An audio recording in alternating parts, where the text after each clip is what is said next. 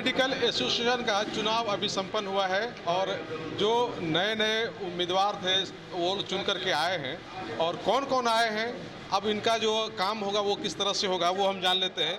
सबसे पहले ये देखिए, ये सचिव पद पर आप चुनाव जीते हैं, ये अध्यक्ष पद पर हैं। आप तो पहले से भी सचिव पर रहे हैं? हाँ, 2004 से। और इस बार अभी आपका पद बरकरार है? हाँ, बिल्कुल। अच्छा, संगठन के लिए अब क्या काम होगा?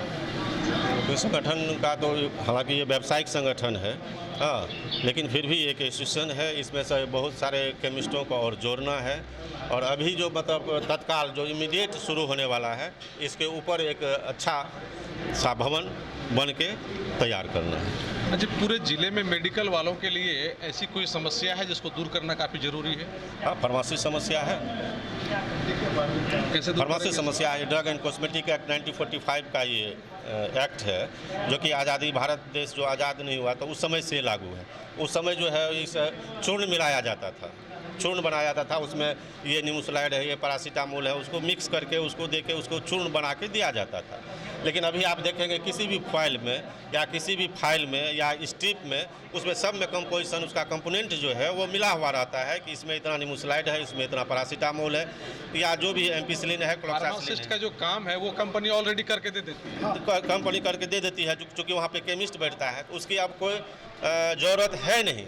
लेकिन चूँकि ये भारतीय संविधान का ये एक्ट है, इसमें संशोधन करने के लिए जो है इसमें 2/3 बहुमत चाहिए लोकसभा में।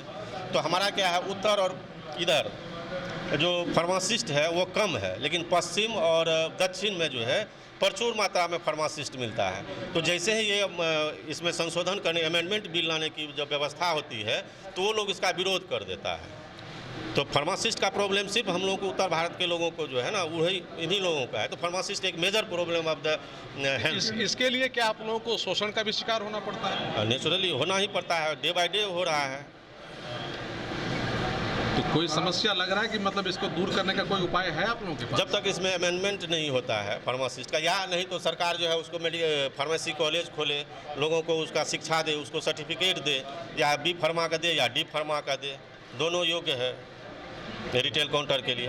आज आप देखेंगे यदि 4000 केमिस्ट है हमारे ज़िला में, तो मोटा मोटी 2500 केमिस्ट जो है सब सेमी होलसेल का लाइसेंस लेके उसमें रिटेल का काम करता है। वह इसीलिए कि उसके फार्मासिस्ट है नहीं, वो रिटेल का लाइसेंस ले नहीं सकता है। बाईपास के जरिए काम? बाईपास के जरिए काम कर रहा है। रोजी रोटी का सवाल है, बेरोजगारी है। तो इसका फिर जो संबंधित अधिकारी लोग हैं वो इसको एक हथियार के तौर पर इस्तेमाल करने लगते हैं? कभी कभी करते हैं, लेकिन कंप्रोमाइज़ करके, हम लोग भी व्यवसायी हैं तो ज़्यादा नहीं, तो कंप्रोमाइज़ करके चलते हैं, चलते आ रहा है। कंप्रोमाइज़ मतलब काम सही भी करें तो मजबूरी में कंप्रोमाइज़ करना पड़ता है। यही यही। क्या अध्यक्ष जी, सचिव जी ने कहा कि इनको दूर करना काफ़ी ज़रूरी है, आप क्या मानते हैं? हाँ, इनको दूर करने का प्रयास किया जा रहा है और इसके लिए संगठन पहले से भी लड़ाई लड़ रही है और आगे भी लड़ेगी। हाँ, और जैसे कि हमारे सचिव महोदय ने बताया, जो चूर्ण और ये बना टिंचर बेंजामिन वगैरह मिला के पहले घोल बनाया जाता था, लेकिन अब तो ऐसा कुछ होता नहीं है। अब सब कंपोनेंट, कंपोजिशन दवा में लिखा हुआ ही आता है। अच्छा, अब तो उसकी ज़रूरत है नहीं, लेकिन फार्मासिस्ट अगर रखना पड़े तो ये लगता है कि आप लोगों को एक्स्ट्रा एक्सपेंस हो जाएगा इसके लिए? नहीं, देखिए, अगर फार्मासिस्ट प्रचुर मात्रा में हो और यहाँ पे फार्मासिस्ट कॉलेज खुले, प्रशिक्षण दिया जाए और फार्मासिस्ट आए, तो फार्मासिस्टों की जब संख्या ज़्यादा होगा तो किसी भी दुकानदार को फार्मासिस्ट रखने में कोई प्रॉब्लम नहीं आएगा। अच्छा, उपलब्ध नहीं है, लेकिन कानून कह रहा है कि आप रखो जरूर। हाँ, कानून का राज रखो, लेकिन उपलब्धता नहीं है फार्मासिस्ट की। हाँ। भारत की प्रतिष्ठित क्या लाइसेंस नहीं मिलेगा फार्मासिस्ट नहीं रहने पर, तो मजबूरी में लोग होलसेल का लाइसेंस लेते हैं और रिटेल में बेचते हैं। तो ये जो आप लोगों की मजबूरी है उसको ख़त्म करना चाह रहे हैं? हाँ, बस सरकार से यह अनुरोध है कि फार्मासिस्ट को वापस लिया जाए। ये तो जब तक आप लोग मजबूती के साथ आवाज़ नहीं उठाएंगे तो लगता है कि ये समस्याएं आपको खत्म हो सकती नहीं हो सकती है जब तक सरकार नहीं चाहे। जब तक नहीं चाहे तो आप लोग मजबूती के साथ रखेंगे? हम लोग मैं सुरेश कुमार, दवा विक्रेता संघ। पूर्णिया का केमिस्ट हूँ। मैं सरकार से आग्रह अनुरोध करूँगा कि ये जो फार्मासिस्ट का कानून है 1962 का, तो उस कानून को रद्द किया जाए और जैसे एक्सपीरियंस होल्डर पर लाइसेंस दिया जाता है वैसे ही हमें लाइसेंस दिया जाए, जिससे कि हम इस रिटेल काउंटर के रूप में जो अपनी दुकान चला पा रहे हैं वो चला पाएँ और लंबे समय तक चला पाएँ। काहे कि इससे फार्मासिस्ट के मुद्दे पर हमें काफ़ी संघर्ष परेशानी का सामना करना पड़ रहा है। अभी लाइसेंस अथॉरिटी कुछ पुराने जो फार्मासिस्ट हैं उनका रेनबल नहीं करते हैं और न ही वो उनको फिर लाइसेंस देते हैं। डायरेक्टली हम ये कहें कि शोषण का शिकार हाँ, शोषण, हम लोग शोषण का शिकार हैं, शोषण का शिकार हैं। नंबर ऑफ सेमी दुकान ज़्यादा खुल रही है, जिससे कि सारे रिटेलर जिनका भरण पोषण हो रहा था वो धीरे धीरे ख़त्म होता जा रहा है। एक दुकान से 20 आदमी का भरण पोषण होता था, 20 आदमी इसका शिकार हो रहा है, ये हम कहेंगे। इसलिए हम सरकार से अनुरोध आग्रह करेंगे। सरकार हमारा राजा है, सरकार चाहे तो कुछ न कुछ निदान हमारे लिए निकाल सकते हैं। निकाल सकते हैं। क्या निदान होना चाहिए? नहीं, पूरी बात बताइए। एक मिनट। पूरे भारत में ऐसा कोई ऐसा व्यवसाय नहीं है जो 100% टैक्स पे करती हो। एकमात्र दवाई का ऐसा व्यवसाय है जो शुरुआत से लेकर अंतिम पौधान तक हम लोग टैक्स देते हैं, चाहे जीएसटी के रूप में। यानी कि सब कुछ पारदर्शी है इसमें? पूरी पारदर्शिता है। और कुछ चीज़ें ऐसे आपने जो प्रश्न उठाया है, इस प्रश्न में भी हमें लगता है कि जब पिताजी जब शादी किए थे धोती और गंजी पहन के किए थे, जब हम शादी किए तो सूट पैंट पहन के किए। आने वाला युवा पीढ़ी अब कुर्ता पजामा पहन के करते हैं। अब सरकार भी चाह भी लेगी कि इसको शोषण कर ले, शोषण नहीं होगा। ये पूरा ट्रांसपेरेंट व्यवसाय है और यह व्यवसाय दुनिया का कोई भी चीज़, आप मास्टर का बेटा मास्टर बन सकता है, डॉक्टर का बेटा डॉक्टर बन सकता है, लेकिन दवा व्यवसायी का बेटा को इतना पावर दिया है सरकार, हमारे एक्सपीरियंस के द्वारा ही वो अधिकारी और पदाधिकारी लाइसेंस दे सकता है। उस अधिकारी को भी औकात नहीं है कि बिना मेरे एक्सपीरियंस सर्टिफिकेट के बिना वो लाइसेंस निर्गत कर सके। तो हम गौरवान्वित हैं, हम ऐसे व्यवसाय में हैं जिसमें हम देश में अपने आप जो व्यवसाय करते हैं। तब ये बताइए कि फार्मासिस्ट का फिर होना क्यों रोकते हैं? नहीं, ये खुदरा व्यवसाय अलग हुआ। 2-3 तरह के बिजनेस है हमारे एक होलसेल है और रिटेल है। आप कुछ कहना चाह रहे हैं? हाँ, हम कहना चाहेंगे। हम ये कहना चाहेंगे कि देखिए, अगर फार्मासिस्ट का समस्या जो है उसके कारण गलत व्यक्ति को प्रसव मिलता है, लोग सर्टिफिकेट नहीं मिलता है या फार्मासिस्ट नहीं रख पाते हैं, इसी कारण से गलत दवा का प्रयोग बढ़ रहा है इसमें। और हम आग्रह करेंगे इस आग्रह सरकार से वह एक कानून लाए जो कि इसको सुधार करे और सुधार करे, और यह कानून के द्वारा ही होगा।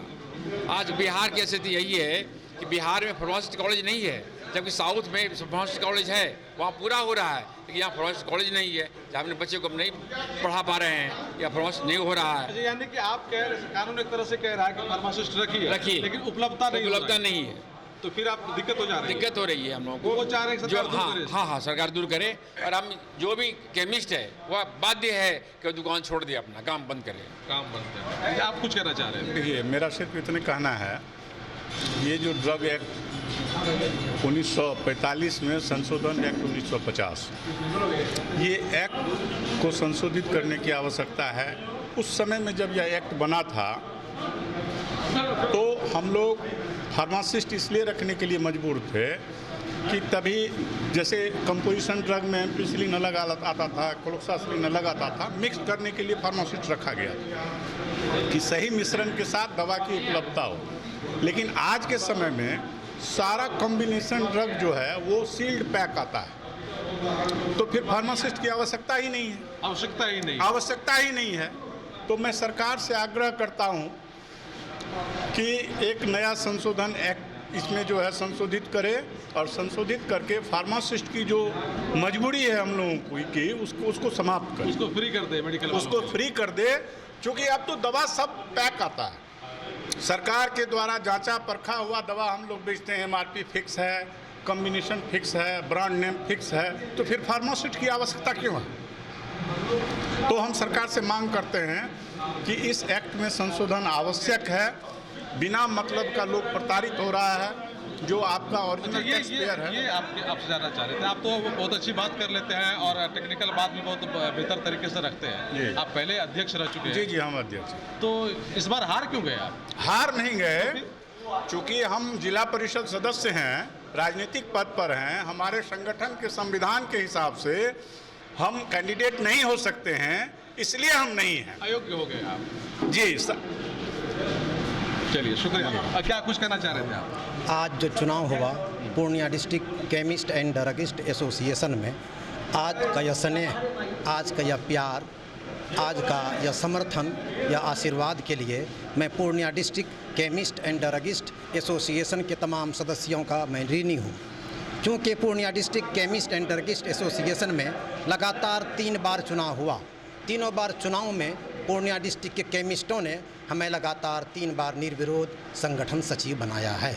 उसके लिए हम तमाम केमिस्टों का तहे दिल से धन्यवाद देते हैं, शुक्रिया अदा करते हैं। आज की यह जीत Purnia district chemist and druggist association के तमाम सदस्यों की जीत है। आज की यह जीत पूर्णिया जिला केमिस्ट एंड ड्रगिस्ट एसोसिएशन का संगठन, यानी इस संगठन का आज एक उत्साह का दिन है और सबका साथ, सबका विकास, सबका विश्वास, इस मंत्र का आज जीत हुई है। चलिए, काम मजबूती के साथ होनी चाहिए। चलिए, जो बात आप, क्या नाम हुआ आपका? परिचय, मेरा नाम Hafiz Shafi Akhtar, director new Bombay agency, line Bazar Purnia और संगठन सचिव Purnia district chemist and druggist association Purnia. चलिए शुक्रिया।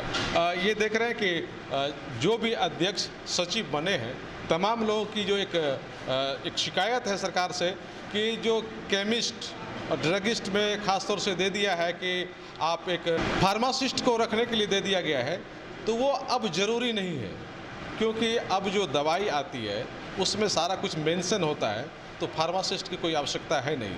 इसीलिए ये लोग चाह रहे हैं कि ये जो नियम है इसमें संशोधन करके इस चीज़ को हटा दिया जाए, ताकि मेडिकल चलाने वाले लोग उससे फ्री हो जाए। कोशियालों के लिए सुमित के साथ मैं संजय कुमार। पनोरमा ग्रुप, जो सोचता है वो करता है।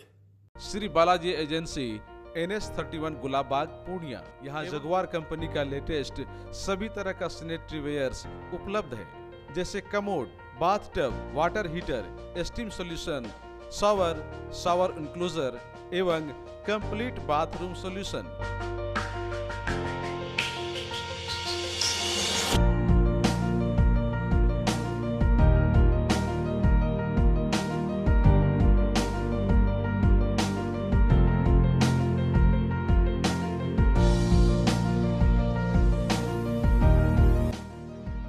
वहीं बालाजी एजेंसी में AGL कंपनी के लेटेस्ट डिजाइन के टाइल्स, मार्बल्स भी उपलब्ध है, जहां आपको मिलेगा ऑफिस, घर, पार्किंग, होटल्स को डिजाइन करने के लिए मजबूत और खूबसूरत डिजाइन वाले floor tiles, wall tiles, double charge verified tiles, bathroom एवं किचन टाइल्स की पूरी रेंज भी।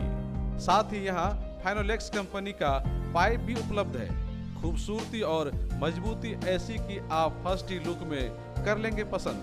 तो एक बार अवश्य पधारें बालाजी एजेंसी, NS31 गुलाबबाग पूर्णिया। हमारा कॉन्टेक्ट नंबर है mobile number 9470867633, mobile number 9631725501। Zorin furniture इस दिवाली, धनतेरस और छठ पूजा के मौके पर करे जमकर खरीदारी हमारे जोरीन फर्नीचर मॉल के संग। आप जमकर खरीदारी करें और बम्पर उपहार ले जाएं अपने घर। आपके घर को संवारने से लेकर ऑफिस के संवारने के सारे सामान एक ही छत के नीचे। जी हाँ, जोरीन फर्नीचर। यहाँ पर उचित मूल्य पर ऑफर के साथ आप सोफा लेना चाहें या डाइनिंग टेबल या ड्रेसिंग टेबल लेना चाहें, या फिर ऑफिस को संवारने के सारे सामान, मूविंग चेयर हो, सोफा हो या कुर्सी हो या ढेर सारे सामान, वो भी मिलेगा जोरीन फर्नीचर, वो भी उचित मूल्य पर और बेस्ट ऑफर के साथ। तो इस दिवाली जोरीन फर्नीचर और करे जमकर खरीदारी। इस पूजा दे रहा है आपको बम्पर ऑफर, बम्पर धमाका। जी हाँ, इस ऑफर का लाभ उठाएं और अपनी खुशियों में चार चांद लगाएं। हमारा पता याद रखिए, Zorin furniture, Indian oil petrol pump, polytechnic चौक, नियर रामनगर, मरंगा NH31 पूर्णिया।